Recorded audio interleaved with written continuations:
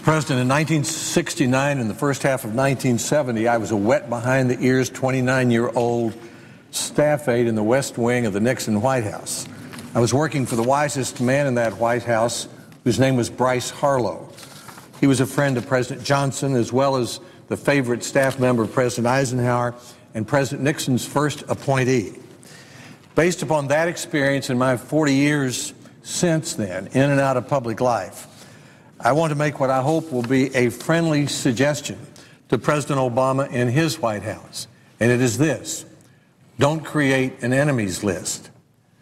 As I was leaving the White House in 1970, Mr. Harlow was heading out in the campaign plane with Vice President Spiro Agnew, whose job was to vilify Democrats and help elect Republicans. The Vice President had the help of talented young speechwriters, Bill Safire, the late Bill Safire, and Pat Buchanan.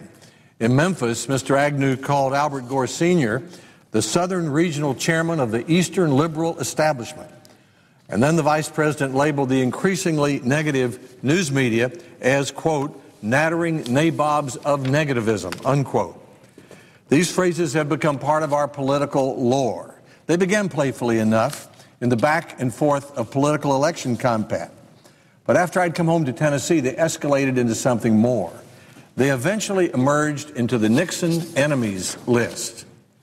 In 1971, Chuck Colson, who was then a member of President Nixon's staff and today is admired for his decade of selfless work in prison reform, presented a list of what he called, quote, persons known to be active in their opposition to our administration.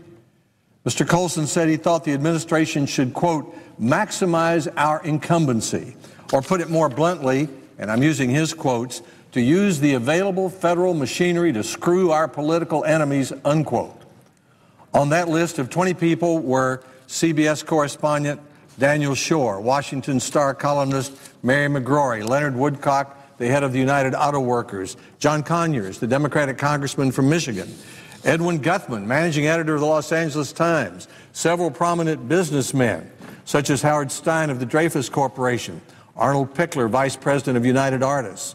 The New York Times, the Washington Post were made out to be enemies of the Republic. Now, make no mistake, politics was not such a gentlemanly affair in those days either, on either side. After Barry Goldwater had won the presidential nomination in 1964, Daniel Schorr had told CBS viewers that Goldwater had, quote, traveled to Germany to join up with the right wing there and, quote, visit Hitler's old stomping grounds, unquote. Schorr later corrected that on the air. What was different about Colson's effort, though, was the open declaration of war upon anyone who seemed to disagree with administration policies. Colson later expanded his list to include hundreds of people, including Joe Namath, John Lennon, Carol Channing, Gregory Peck, the St. Louis Post-Dispatch, the Congressional Black Caucus, Alabama Governor George Wallace. All this came out during the Watergate hearings. You could see an administration spiraling downwards, and of course, we all know where it led. Now, the only reason I mention this is because I have an uneasy feeling, only 10 months into this new administration, that we're beginning to see the symptoms of this same kind of animus developing in the Obama administration.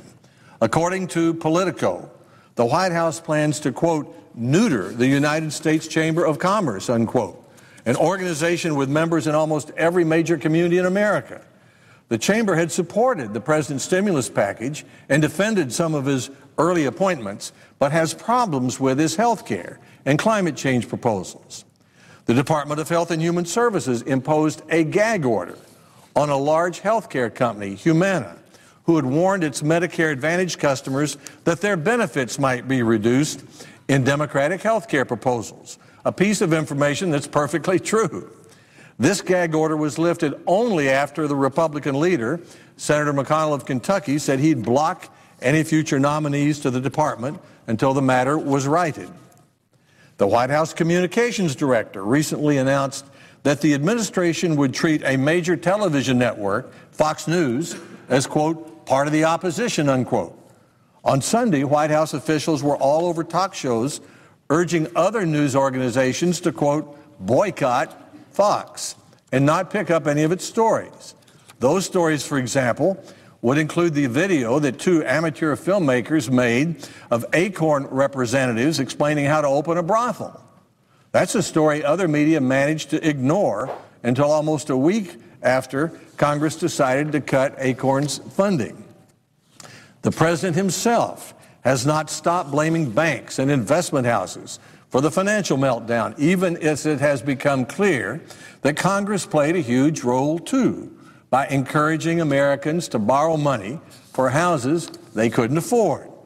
The president was, quote, taking names of bondholders who resisted the General Motors and Chrysler bailouts.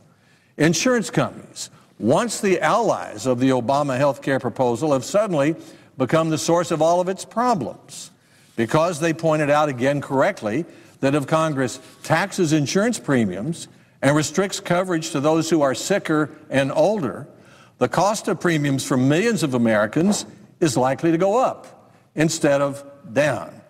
Because of that insubordination, the president and his allies have threatened to take away the insurance companies' antitrust exemption.